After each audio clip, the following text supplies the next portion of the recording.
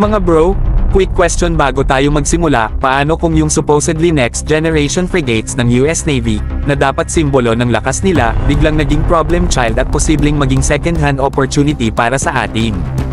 Grabe diba? Huwag kang aalis, dahil kung mahilig ka sa naval warfare at future capabilities ng Pilipinas, ito yung kwentong hindi mo pwedeng palampasin.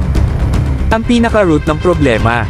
Classic US Navy issue, nagsisimula silang magpatayo ng barko na hindi pa final ang design, hindi pa complete ang equipment list, at hindi pa nailed down ang systems integration. Ang resulta, sobrang laki ng deviation ng Constellation class mula sa original Italian FREMM design na pinagbatayan nito. Parang bumili ka ng template, tapos pinalitan mo lahat halos, pero habang ginagawa. Kaya ayan, sumabit ang timeline at sumabog ang budget. Yung dalawang natitirang Constellation-class frigates ay magiging literal na orphans.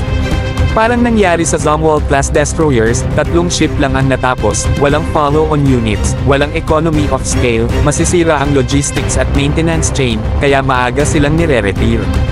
Kapag orphan class ka sa Navy, mabilis kang nagiging ally or pang-donate sa allies. Ibig sabihin, may significant chance na in the future, pwede itong i-retire earlier than originally planned.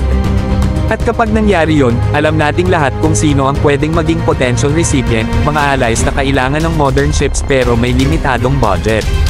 Yes, kasama ang Pilipinas dyan. Kung vigilant ang DND at PN, baka ito rin ang maging rare opportunity natin para makakuha ng advanced, modern western frigates, kahit second-hand, na sobrang taas ng capability. Pero syempre, dapat handa tayo sa operating cost at modernization ng systems.